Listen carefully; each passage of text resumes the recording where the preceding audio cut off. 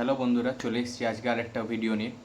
যদি আপনারা মনে করছেন যে অন্নপূর্ণা ভান্ডারের স্ট্যাটাসে যে ক্লেম অপশানটা আছে সেটা আপনারা যদি করতে চান, তো সেটা পুরো ডিটেলস আমি বলে দিচ্ছি যে কী করে করতে হবে না করতে হবে। আপনাদেরই এটা কাজে লাগবে, হয়তো উপকার হবে।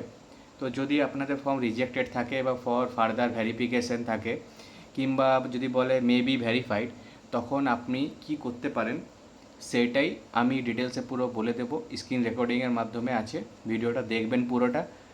আর এরকম ভিডিও পাওয়ার জন্যে অবশ্যই চ্যানেলটাকে সাবস্ক্রাইব করে দেবেন। তো চলো ভিডিওটা দেখো স্ক্রিন রেকর্ডিংয়ের মাধ্যমে। তো প্রথমেই সেই সাইটটা খুলে নিতে হবে সোশ্যাল সিকিউরিটি। ওখানে নিজের আইডিটা লগ ইন করে নিতে হবে। তারপরে যখন খুলে নেওয়া হবে, যখন পেজটা খুলে যাবে, তারপরে নিচে যেই নামটা দেখতে পাবে সেটা দেখবে। তো ওইখানে যে উপরে একটা অপশান আছে, সেখানে আছে অবজেকশন আর ক্লেম, দেখতে পাচ্ছেন সবাই? অবজেকশন আর ক্লেম অপশানে যাবার পর প্রথমেই আপনি দেখতে পাবেন আপনার অ্যাপ্লিকেশন নাম্বার, সেটা আপনি দিতে হবে, সেটা ওইখানে।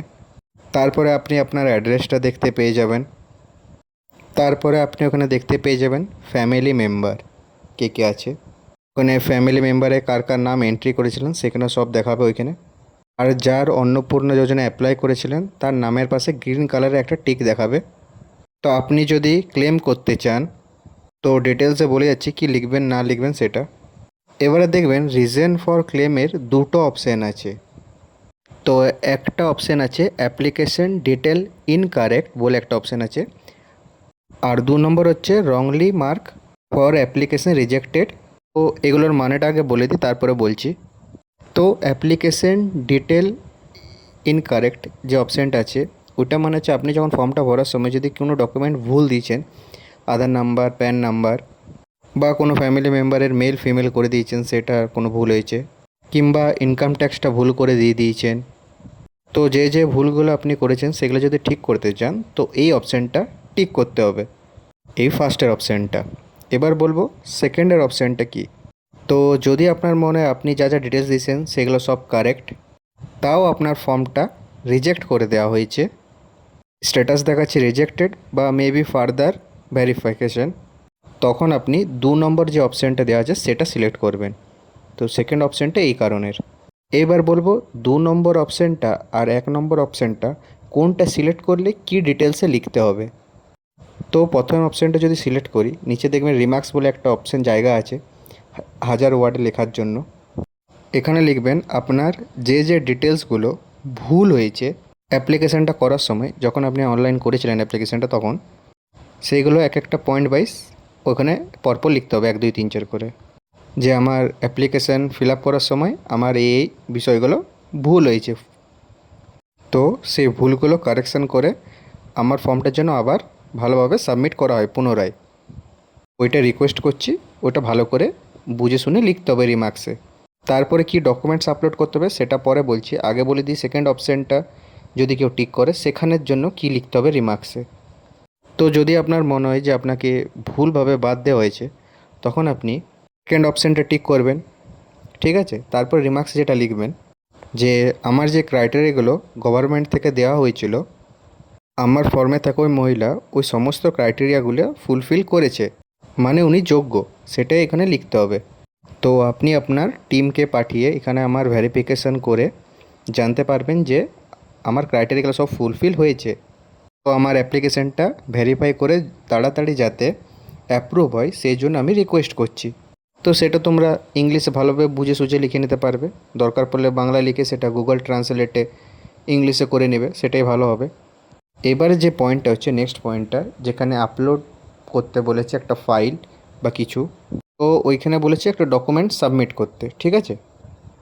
তো ওইখানে একটা অ্যাপ্লিকেশান লিখে দিতে হবে যে টু দ্য মিউনিসিপ্যালিটি বা এসডি অফিস বা বিডিও অফিস যা থাকুক, সে অ্যাপ্লিকেশানে লিখে দিয়ে বলতে হবে যে তোমার কী প্রবলেমটা সেটা ভালো করে লিখে, তারপরে সেখানে আধার নাম্বার, অ্যাপ্লিকেশান নাম্বার সব লিখে ওইটার ফটো তুলে আর আধার কার্ডের নাম্বার দিয়ে সেটা ওইখানে আপলোড করে দিতে হবে। তো অ্যাপ্লিকেশানটা কীভাবে লিখবে সেই ফরম্যাটটার ছবি আমি তোমাদেরকে লিখে পাঠাচ্ছি, আমার খাতায় লেখা আছে, সেটা তোমরা সাদা কাগজে ভালো করে প্রিন্ট করে বার করাতে পারো, বাংলায় বা ইংরেজিতে লিখে রাখতে পারো। তো প্রথমে লিখতে হবে to the block development officer কিংবা চেয়ারম্যান বা যে ব্লকে থাকো সেই ব্লক, মিউনিসিপ্যালিটি যেটা থাকে, তারপরে অ্যাড্রেস, তারপরে বিষয় দিতে হবে। তো বিষয়ে দেবেন হেড অফ দ্য ফ্যামিলি নাম বা যে অ্যাপ্লিক্যান্ট আছে তার নাম। বিষয় লিখবেন নাম, অন্নপূর্ণা যোজনা ক্লেম সমাধানের জন্য আবেদন। পুরো বাংলায় লিখতে চাইলে বাংলায় লিখবেন। তারপরে লিখবেন মাননীয় বা মাননীয়া, তারপরে লিখবেন আমি, তারপরে দেবেন হেড অফ দ্য ফ্যামিলির নাম, দিয়ে ওখানে লিখবে আমার অন্নপূর্ণ যোজনায় ফ্যামিলি ডেটা কালেকশন ফর্ম, তারপরে দেবেন অ্যাপ্লিকেশন নাম্বার। তারপর লিখবে আমি গতকাল অন্নপূর্ণা যোজনা পোর্টাল থেকে স্ট্যাটাস চেক করে জানতে পারলাম যে আমার বর্তমান স্ট্যাটাস, তারপর আপনার যে স্ট্যাটাসটা আছে সেই স্ট্যাটাসটা লিখবেন, সেটা দেবেন। তারপরে ব্র্যাকেটে লিখতে হবে যে ধরুন কী জন্য রিজেক্ট হয়েছে, 3টা room, government employee, income tax যেগুলো আছে সেটা লিখতে হবে। তো দেখুন লিখে দিয়েছি আমি, এটা কারণ দেখানো হয়েছে। যদি কোনো কারণ মানে যেটা বললাম যে কারণগুলো যদি ওইটা দেখানো থাকে সেটাও লিখে দেবেন, ঠিক আছে? তো বেশি বাড়ি কিছু লিখবেন না, ফালতু জিনিস, যেটা দরকার সেটা প্রপার লিখবেন ব্যাস। তারপরে লিখবে আমি আপনার নিকট অনুরোধ করতে চাই এই স্ট্যাটাসে যে কারণটি দেওয়া হয়েছে সেটি সম্পূর্ণরূপে ভুল।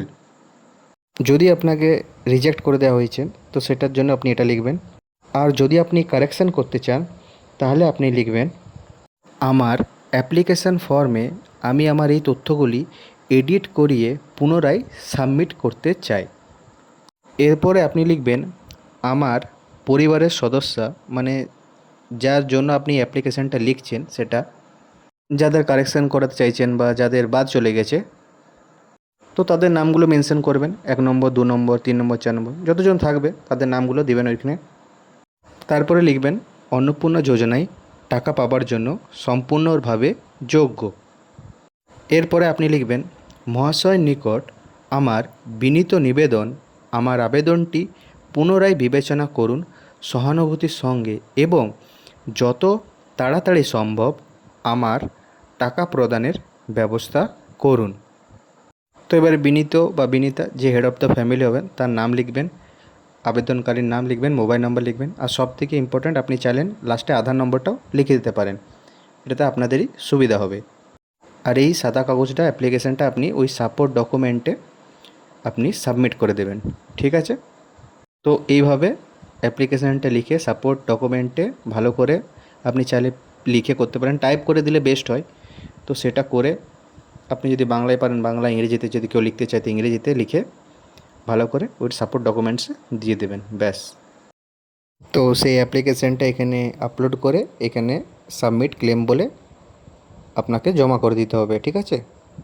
তারপরে কীভাবে ভেরিফিকেশান হবে না হবে সেটা সব গভর্নমেন্ট থেকে জানানো হবে, হয়তো ওয়েবসাইটে আপনি পেয়ে যেতে পারেন ট্র্যাক করলে স্ট্যাটাসটা তখন পরে। আর সব কিছু ঠিকঠাক যদি হয়ে যায় ভেরিফিকেশান তাহলে আপনার অ্যাপ্রুভ হয়ে যাবে, তখন আপনি হয়তো অন্নপূর্ণা যোজনাটা পাওয়ার জন্য যোগ্য হয়ে যাবেন। তো এটাই ছিল প্রসেসটা যেটা আমি তোমাদেরকে দেখালাম।